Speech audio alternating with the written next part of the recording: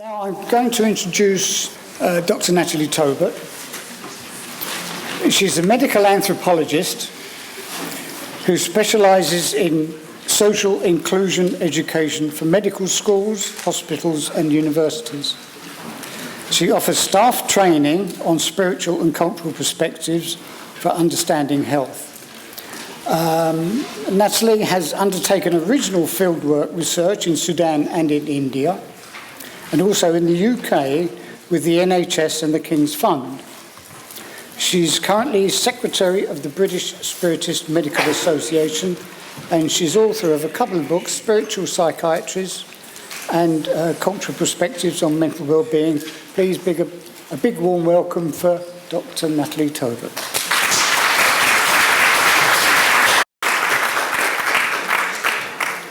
Good afternoon. It's 3 o'clock. Feels like tea time. So, what's a medical anthropologist? I look at what people actually do for their health outside the biomedical system. So, as Terry was saying, I've worked in India and in Africa, and with migrants and refugees in UK. And I became very interested in war and spiritism and how it affects mental health. So I'll start with my proposition on what happens with war and after war. I'll explain why I'm interested with my own experiences. I'll explain a little bit about the original fieldwork I did in India, and I'll talk about my work with Somali and Gujarati refugees and migrants in London. And then we'll look at, well, what's this got to do with health practice? So my proposition is that war creates a wider collateral than just soldiers and their victims and bereaved relatives. And what I found was, especially since this weekend is a weekend for honouring the soldiers, society honours deceased soldiers and their grieving families for what they have gone through. And they're what we assume is the normal effects of war. But what I'm interested in is collateral damage. And it's like a euphemism, collateral damage. It's old civilians who got caught up. Used to reduce the guilt of military leaders, and it kind of dehumanises civilians that were killed. So collateral damage is any death, injury or damage inflicted as an unintended result. And we'll look at the numbers of that later. So what I'm doing is I'm exploring the proposition that mental crises, mental experiences are caused both by trauma in our present incarnation and trauma that reaches us from spiritual dimensions and beyond. This is a sculpture by Itamar Kobani in 2009. I like having pictures because it makes it easier with the words, doesn't it? So my proposition is that trauma has multiple side effects. So not only are soldiers and their victims and descendants directly damaged, but the wider population is damaged as collateral from a spiritist perspective. And living people like me and you, we could access this trauma spontaneously of earthbound entities, and it may exacerbate any mental health problems that we have. And I put a question in there, and it's too faint to read, so I'm not going to. So, war collateral is wide. The spirits of people who die suddenly, who do not know that they are dead, may roam around and attach to the living. That's you and I. And it may cause mental distress. And so I want to continue by explaining my own experience. I've only got a few slides, so don't worry. Don't worry that I'll go on. But myself, in my 20s and 30s, which I no longer am, I experienced war collateral from a war that I wasn't in, from a war that none of my relatives were in. I received unsolicited memories in technicolor visions, and I'm asking, how could it be that that happened? And so my experience is, I died in 1945. How did that happen? So I remember dying in the gas chambers, in the Nazi gas chambers. I remember it felt like it was me. That's why I'm saying I. It could be that I received the information in other ways. I remember being at Dachau concentration camp. I had technicolor visions off and on for 10 years. I didn't do past life regression or any of that. I'd be sitting on a bus or a train watching the streets go by, and I'd have these visions, and I know where they fitted in time. So I had visions of betrayal, of running in the forest, of fear, of capture, of medical experimentation, and being in the gas chamber and dying. And the question is, was I deluded? Did I have a mental illness? Was I hallucinating? What do you think? But all the time, I knew who Natalie was and who this person was. I didn't get confused. I could witness who was who. So I knew who Natalie was. And I wondered, am I the only person in the world to have those kind of memories of Nazi Holocaust? And so I started looking into it. And I'll just give you an example of a few people who had those memories and then got confused as to who they were. One is an Israeli author and teacher, and she had dreams and nightly terrors that were beyond her imagination. And she seemed to have two realities. One was the reality of her dreams, and she remembered being as a special worker or guard in one of the camps. And she wrote the book, A Damaged Mirror, in the name of the guard that she remembered being and her own name. So that's number one. Number two is a UK psychotherapist, Elise Wardle. She had recurrent dreams as a child, and things got triggered when she had to go into communal showers at secondary school. And she noted that trauma can live on in second or third generations. And I'm just going to nip over here. She said, we may all have access to a far greater memory than that inherited genetically. Because as I say, none of my family were in the Nazi Holocaust, as far as I'm aware. There was also, in South Africa, a research psychologist, and she had memories as a child, and she had identity problems because she couldn't tell what was real and what wasn't. And she had images that startled her awake at night. And she believed she had psychiatric problems, and she said her body's symptoms matched the repressed past life. Again, she wrote it all up. Sue Randall, A Story of Reincarnation. And in Germany, there was a rabbi who became interested. He was a peace activist, and he started collecting narratives of people who'd had those kind of experiences. And he felt reincarnation offered a deeper understanding of his clients. And he conducted research with 250 people who claimed they had reincarnated. And he said some of them were born Jewish and some of them weren't. The majority weren't Jewish, but they had those memories.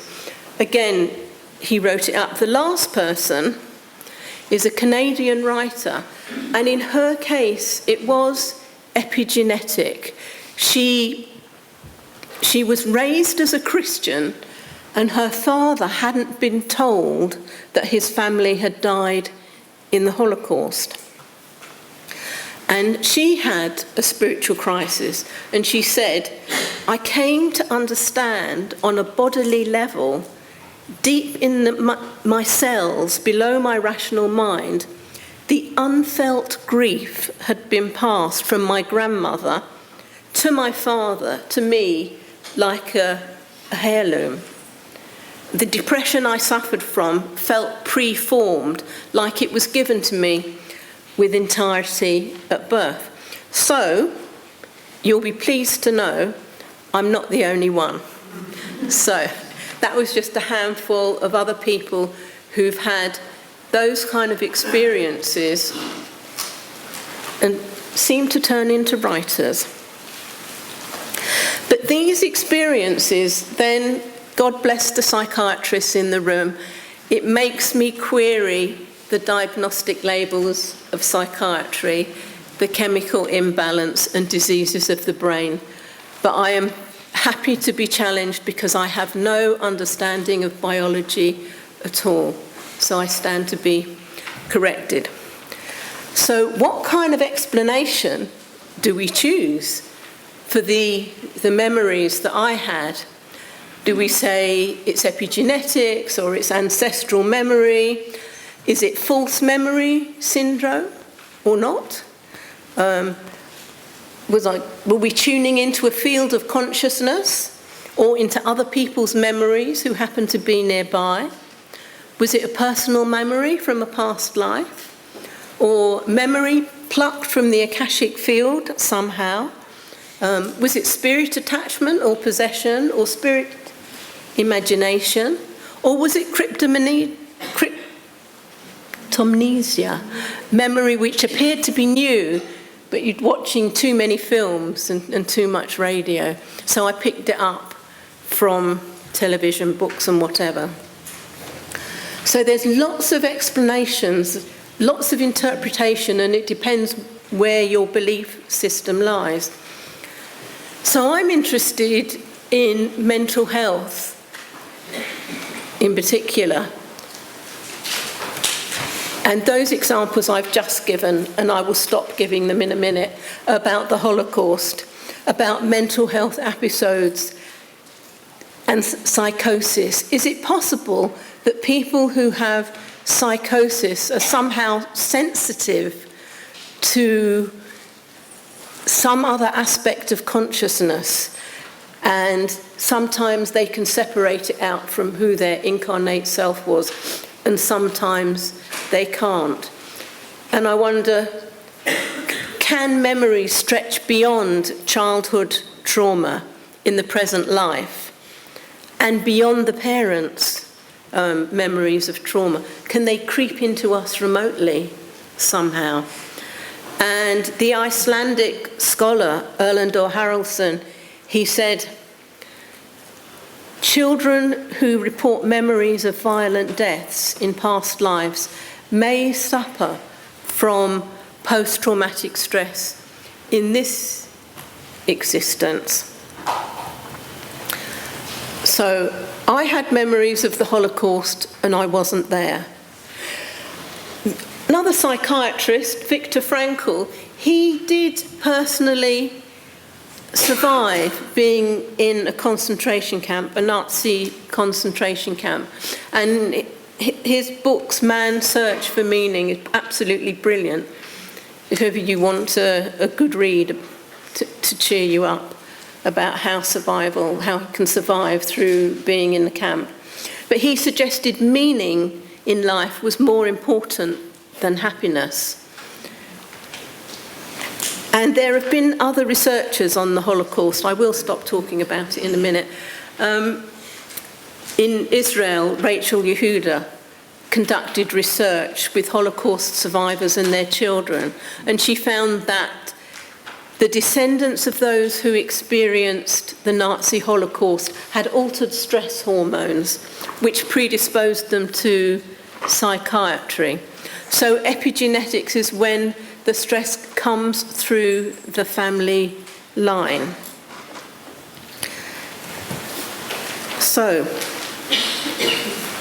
what are the spiritist influences on population health? So people who have distress, they may be responding to trauma in their current life, from a previous incarnation, or they pick up something from somewhere with profound empathy. And this book, The Unquiet Dead, by Edith Fiore, is an interesting one to read. And I wanted to look at who are the unquiet dead. And they can be the spirits of people who die suddenly, who do not know that they are dead. And they may roam around the earth's plane and attach to the living and cause illness and mental distress. I love these. The far image is in Gloucester by an artist called Jackie Lantelli. It's chicken wire. She made a series of chicken wire sculptures of soldiers who died in the war, and that people felt that that cemetery then embedded those soldiers. And these near pictures from a church in the Czech Republic, which became abandoned, and a sculptor made ghosts and put them in all the pews. And then suddenly the church attracted a lot of attention because everybody came to see the ghosts. So, who are the peaceful dead? The peaceful dead die Peter's way with consciousness. Peaceful dead tend to be those people who die with their loved ones, or who die in battle but are found and prayed over. And here are people sitting on the bed of a recently deceased with ancestors and friends waiting to take them on. So I'm going to continue. I'll look at ancient reports of PTSD. I found a report from 3,000 years ago of PTSD. And I'll look at contemporary India, because I did quite a bit of work in India with a psychiatrist and clerics. And we'll look at suburban Islam in the UK. So there was a correlation between war and post-traumatic stress. And it's said to be as old as civilization itself. And historians noted the symptoms of PTSD were familiar to Assyrian soldiers. They had flashbacks, sleep disturbance, and low mood. And so they also had the kind of symptoms after battle of what we call PTSD, hearing and seeing ghosts talking, who would have been ghosts of the people that they killed in battle.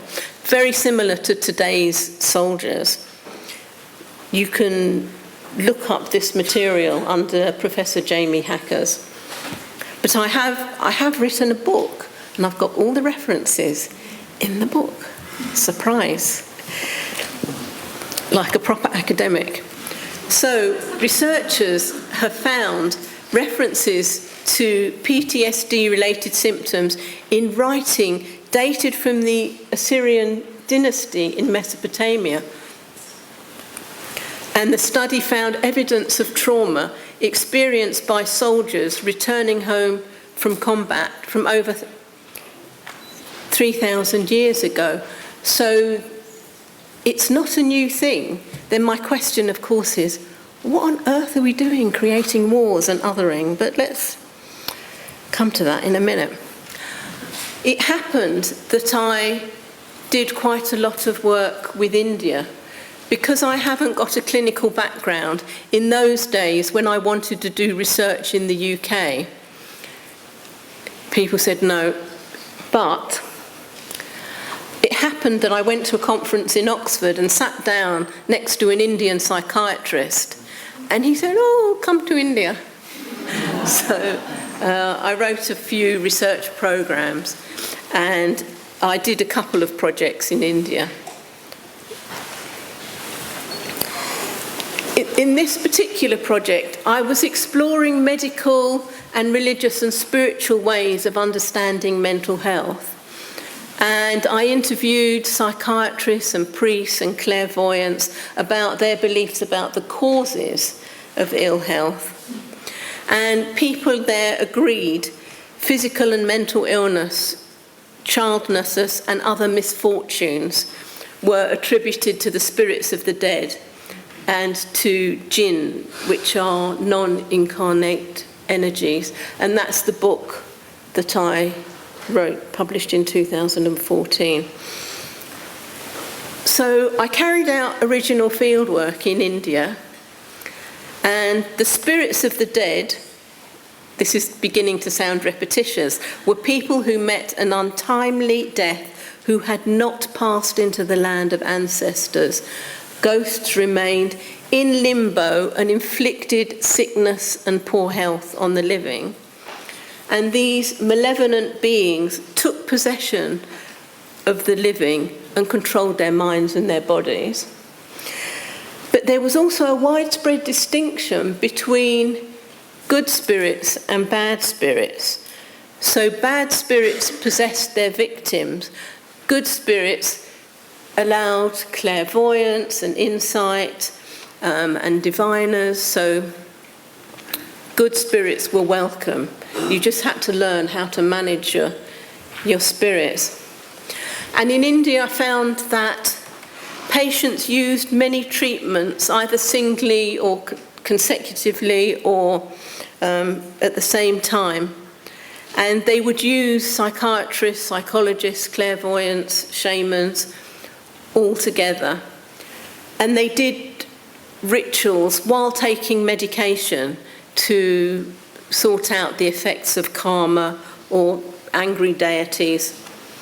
But the treatment strategies they use depended on their beliefs about the cause of illness. And this is the same if you work with new migrant or refugee populations in the UK. The treatment strategies people accept depend on what they believe caused the illness. There were also really elaborate prayers for the dead, and a ghost required prayers in order to become an ancestor and then be recycled and reborn as a human baby. Maybe we were all ghosts in between lives, I don't know. People would dispute that. So on a visit to South India, to Rameshwaram, I saw the rituals for the dead, and the ashes of the dead person were carried out to the sea and gifted to the sea. So it was a healing ritual for the dead, it was for mental peace of the living, and for closure after bereavement. And in India, I was introduced to the clinic of a Muslim sage. He'd been sending his patients to the psychiatrist for 10 years. The ones that were spiritist affected, he would deal with. Those he felt he couldn't deal with, he would give to the psychiatrist. And so he offered deliverance from spirits and genie and subtle bodies. And he referred patients to the psychiatric clinic. And when I interviewed him, he said, "Spirits, there are beings of another world who have different types of bodies, subtle bodies. They move in subtle ethereal space. Sometimes they come and influence people, and they may have a bad influence on human beings and cause illness. These beings are of a different world, of a different dimension, which we usually cannot visualize. And he said he was trained to see these beings as his time as a cleric. He became able to see these subtle beings. And he said in spirit possession, it is a cause of psychiatric system, and psychiatrists only treat the symptoms. In such cases, the symptoms will be resolved, but the possession may remain and might affect the person in some other way.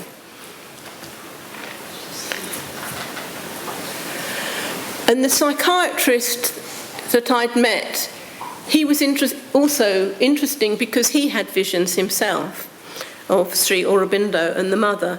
But he said the Western model of mental health did not fit Indian beliefs about the nature of human existence.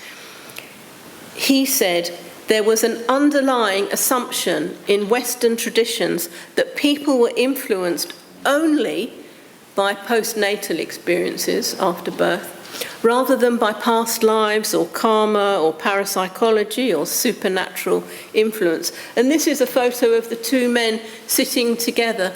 They'd never met before that, the psychiatrist and the Muslim cleric. At this point, I'm moving away from India. I'll just tell you so you don't get shocked. I'm going to Europe. And I'm not staying very long in Europe because I think there's enough about Europe in the room. So in 2015, Pope Francis made exorcism an official part of Catholic practice, and he gave legal recognition to performances of deliverance used to address human suffering. And I'm going to shift from Pope Paul onto Alan Kardec, who I'm also not going to talk about because there's so many people here who can. But what I am going to continue with is I found that using medical anthropology and cultural diversity, I could work in hospitals and medical schools, and I could talk about reincarnation, ghosts, remote viewing, remote healing, all of this, as long as I'm talking about other cultures. Let's not say white people do it. Sorry. But I could work in medical schools in the name of cultural diversity to say, well, as doctors and healthcare workers, you need to know where your patients are coming from and why they do or don't accept your treatment. So I did a research project. I did a 3-year project with the King's Fund in London with Somali migrants and explored how they interpreted their symptoms of mental distress. And I interviewed over 50 practitioners, patients and carers. I noticed there's a diminutive me just speaking at the final report. That's a selfie, not quite. But I do exist on photos. So that was a 3-year project. And I interviewed the advocate, and what he said is, when we see our relatives and friends acting bizarrely, we always believe there are spiritual beings related to this. Also, because of the stigma of mental illness, people become hidden within their homes, confined to their families. To Somali people, medication is secondary and people try to avoid taking it. And when a family sees their relatives mentally ill, straight away they find a sheikh who can read specific Quranic verses over them and have power to heal them. This is absolutely different from an imam who prays in a mosque. The sheikh is a holy man. So while I was doing this project, I saw a notice in a local bookshop advertising exorcism. And I thought, being a good medical anthropologist, I would phone and ask, what is the symptoms of spirit possession? So I made a phone call. And the sheikh explained the symptoms of spirit possession, included severe headaches, which weren't alleviated by painkillers, mood swings, anxiety, distress, depression, seizures and infertility that have no medical cause, and hearing voices or whispering.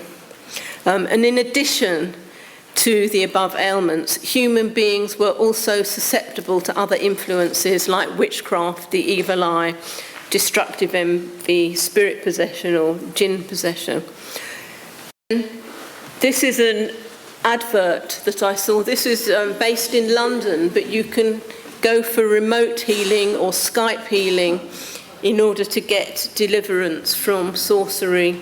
I was very restrained because I also found adverts from Birmingham and the like, but I was restrained and I only put in one advert, being aware of the time. But you can get the evil eye possession removed remotely. You will not need to travel to any centre, simply call us over Skype using your smartphone or laptop. So this thing is current in the population. And I had a colleague, an East African colleague, and she wrote to me because she had spent some time in the mental health care. And she said, as a survivor of mental health illness myself, I was believing that I was possessed by jinn and spirits. Hearing voices and hallucinations were to me voices of people from the dead and jinn talking to me. I sometimes thought of myself as holy. Sometimes I thought I'm under the spell of black magic and the evil eye. I'm finally sane and recovered and not hearing voices. And I think these symptoms I'm picking out will be familiar to those of you in medical and healthcare fields. This is what people report. And I'm interested in what's the point of all this with regard to clinical practice? Because with different cultures, the beliefs and the meaning of experiences can be quite different.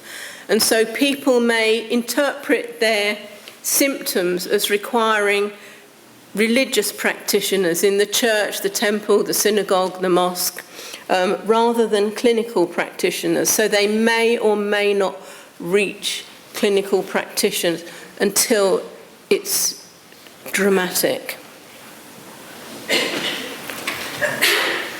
And then there's a British psychiatrist, one of my most favourite psychiatrists, apart from Peter, of course. He's written books on institutional racism in psychiatry and the like. And he said, in Africa, cultures and the non-physical world is inhabited by spirits of people who've died, people who are alive, those about to be born, animals, plants, and objects without biological life, which is actually quite similar to an indigenous American, Native American perspective. Spiritual and physical worlds are not considered separate entities, and he suggests people of African descent, Hispanics and Native Americans, are overdiagnosed with schizophrenia. I won't go there, but if you want to look up his stuff under his webpage, there's a lot of material on racism. And the title, which we can hardly read, says, Beliefs about Beyond Death. And so these beliefs that human beings, that an individual does not die with the human body, are widespread. And they include beliefs that ancestors continue to exert influence over the living, or that jinn or other discarnate entities can influence living people's mental health and physical health. And the issue for me is, whose truth, who's right? Who is truth always culturally determined? Because there seem to be so many different ways of understanding the human self and the self after death. And who's correct? If some people believe spirits can possess and influence people, and some people don't, who's right? Or is it just the person who repeats and speaks the loudest? Let's not mention politicians. So, people who present to our medical and healthcare services with mental distress, maybe they could be offered multiple therapies to explore the deep history or open dialogue or counselling.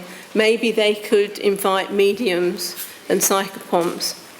And there are parts of this world where this is already happening, in Brazil, in parts of Canada and California. And we find that practitioners, medical and healthcare practitioners, are becoming aware that their training doesn't fit the current zeitgeist of where people are with regard to spirituality. And many are questioning the original diagnosis of their professions. So we do need a cultural U-turn and more insightful training. This picture, the painting I saw in Colombia when I was visiting of the Simon Bolivar house, a painting of a deceased person and the youth rising from the dead. So what do we do in UK? How do we start to educate staff in different ways of thinking? How do we support this training which asks people about their narratives? And again, it's a woman at a graveside being comforted by the ghost of her relative. And my interest is how many soldiers die in service? Because we so celebrate them, and we're celebrating the soldiers this weekend. And the top is a memorial for the British Armed Forces who were killed since World War II. And then the lovely memorial below is in Washington for, again, soldiers that were killed in action since World War II. Over 405,000 soldiers died in action, and over 78,000 were missing. What happened to them? So I'm concerned about what's going on with war, and I'm also concerned about what's a normal human being. Am I normal? If I can pick up the narrative of someone who's violently killed, how many other thousand people can do the same, who can just pick up this information? And I don't know if you're familiar with Cotard's symptom. It's identified as delusional psychosis, where sufferers imagine they are decomposing dead or non-existent. Very interesting if you look at that syndrome and link it up with soldiers, spirits, ghosts. So what are we doing as human beings if we keep othering other people? If we carry on practicing war, and we seem to have set ourselves on a dreadful path of wanting territory or beliefs or resources and then killing others. I can talk because I'm not in a position of power to do anything about it, but it still disturbs me. So we fight over territory, we fight over our beliefs and resources. We think some of us are superior to others of us. What are we doing with our beliefs if we feel... It feels to me like we're damned, and I feel, well, we have to learn to stop war. and I'm not a politician and I don't know how to do it, so I've just repeated it 4 times. What else to do? And we need to ensure in departments of education and healthcare, in departments of religious experience, psychology and parapsychology, that they're up to date with new understandings on culture and altered states of consciousness. We do need to work together and we need to collaborate, because I've seen colleagues working in the Department of Paranormal Experience who say their experiences that they study are nothing to do with mental health. And that really annoys me big time. So the problem is not just education, but it's mainstream media, social media, and politics. And my problem is new students are trained in old ways of thinking about human experience. So we must train staff in wider ways of thinking. So we note in India and Brazil, physicians are already embodying the change that we would like to see. But I feel that Western medical education must adapt in order to incorporate this kind of new knowledge in their training. And that's a picture of my latest book. And the one above is a publication from India where the article based on this talk has been published, Nama, New Approaches to Medicine and Health. And this book, I believe, Elsa, is outside. Yes. Good. Because then you've got all the quotes, all the references in a nice academic style that can be used to work with other people. So my interest is, with each of us, how can we change public policy? And I'm interested in this room, here and now, what steps might each of us take to create appropriate change in our work practice regarding mental health and spirituality.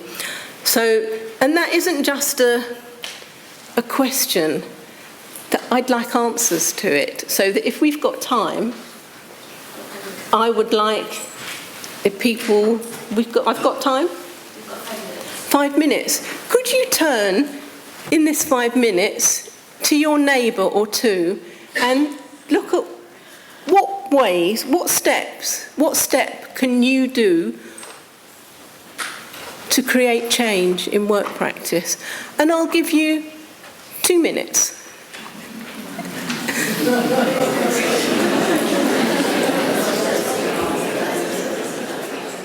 Thank you. Natalie has asked me very kindly for you to demand your attention. So, over to you, Natalie. All right.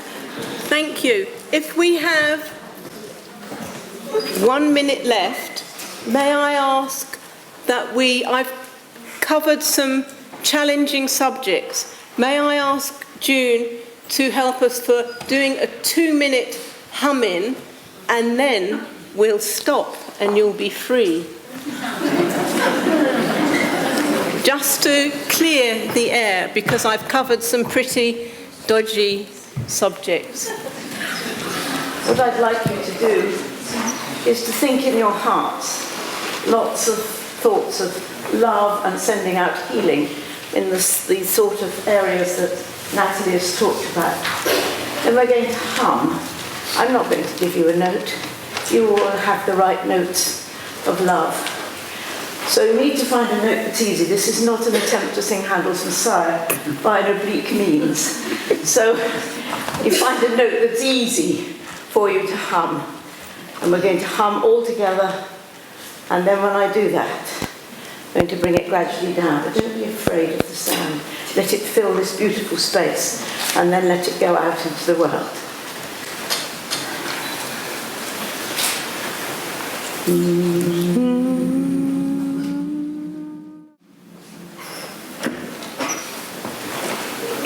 Thank you, June. Thank you, everybody. Thank you.